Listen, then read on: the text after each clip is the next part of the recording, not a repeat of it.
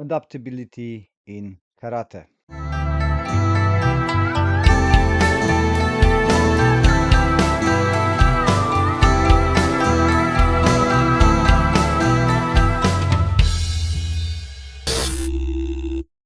Make gifting easy with Benson and Clegg. Handcrafted cufflinks, luxury accessories, and a proper British style. Trusted since the 1930s by royalty.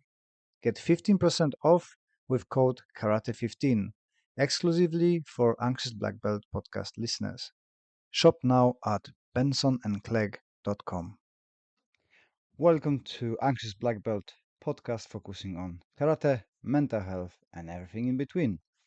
Today, another episode, part 4, on a benefits of karate for mental health. And the subject today will be a adaptability.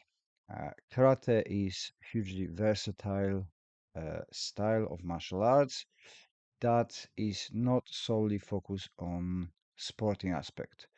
You see, for example, wrestling, boxing, Muay Thai, and MMA that people going through and they have to be young for it. They have a span of the career where they're very successful when they're training hard, uh, getting into competitions, fighting really, really strong, winning tournaments. Everything is measured in wins, money earned, and bouts won. Karate is on opposite side. It can be a sport where you have a hugely able athletes performing at the peak of their age, but mainly karate is for a longer span of life and people with different abilities performing, which is the one part of the karate that I love. And the older I get, the more interesting it is for me to get into those other areas than competition and peak performance. So as you know, we're going into a boxing. Most of the athletes by the age of 35, 40 retire. Some of them becoming coaches, but most of people just simply retire and move on to the other sports like jogging, gym, triathlons, or something else. You don't hear much about a group of people over 60 going to the gym doing boxing. In recent years, this is changing. The more kind of boxercise exercises are implemented, and the senior communities can go and do that, but you don't see many of them actually taking it up.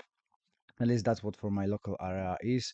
We've got few classes with the boxercise and stuff like that, and I don't see many elderly doing that type of class or people with a physical disabilities because it is very demanding. If you want to be a good boxer, you have to train really, really hard. You're gonna be punching ahead.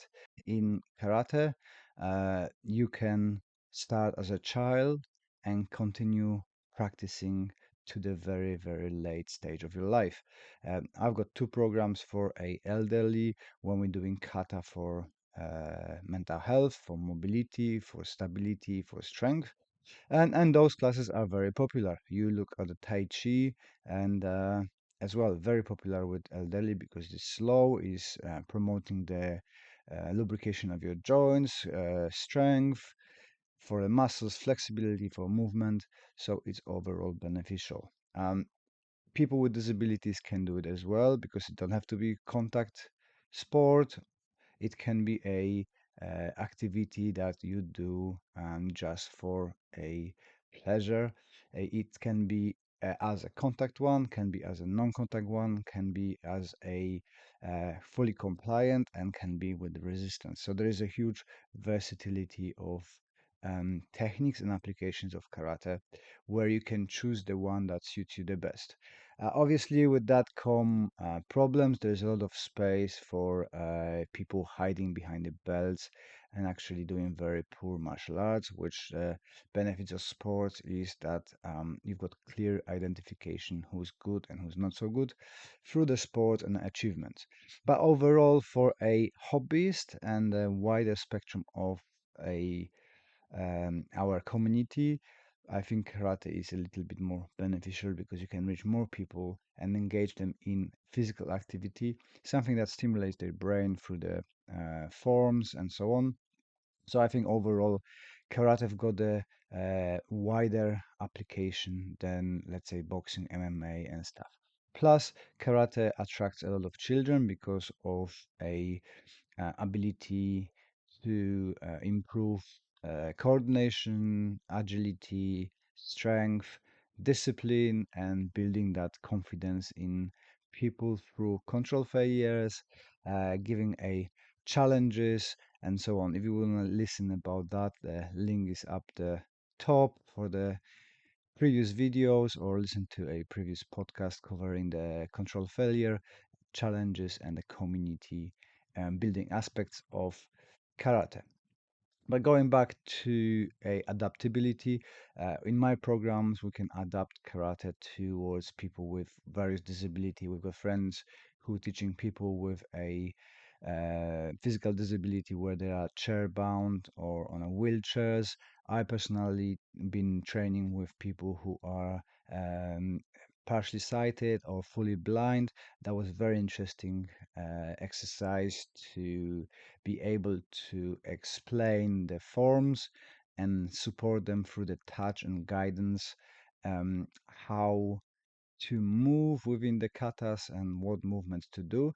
And feedback is that they've been hugely enjoying hitting pads, and stuff like that. So it is very rewarding for me as a coach that I can use the tools I've got in the karate and adjust it to the people who need.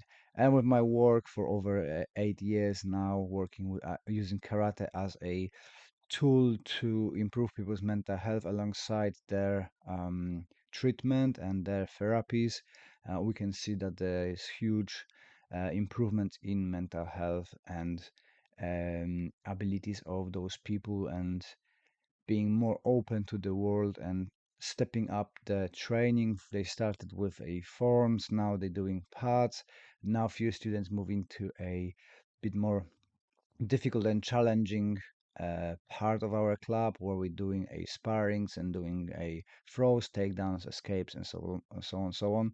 So through that adaptability, it evolves and changes, and then you can readjust to the level of the students that they need it, right? And as well as I'm getting older, I more appreciate the solo training, the kata, where I can focus on a technique, I can improve the visual outcome of my training, I can strengthen my legs, I can make it stronger my joints, I can still think and learn new forms, stimulating my neural pathways, just like the crosswords or Sudoku does for you.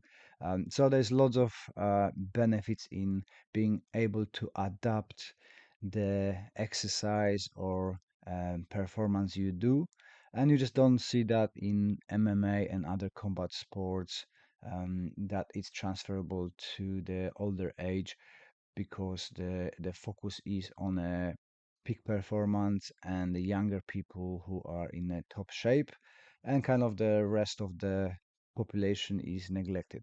Karate strength for me is that ability to adapt to each and individual person, being able to do whatever they need from the karate. If you want a sport, there is a system for that. If you want a meditation, there is a system for that. If you want a self-defense, there is a system for that. So karate is hugely versatile and adaptable and accessible to pretty much everybody. Is it perfect? No, it's not. There is, like I said, a lot of space for people hiding behind the belt without the skills. But that's the price that we have to pay. That's the price of the success. Again, I've got a video on it if you would like to see or listen to the podcast. What the drawbacks are of success, and unfortunately, other successful arts going through the same process at the moment. So I think it is just the way it's gonna be. Hey guys, if you would like to support the channel, best way to do it is to watch. another video, listen to another podcast, share it with your friends. If you want to do a step more, you can grab the t-shirts through the fourth wall account on a Karate for Mental Health CIC. All the funding from that goes towards that adaptable karate where we can support people with different abilities to come experience karate, reap the benefits of them, and enjoy the art.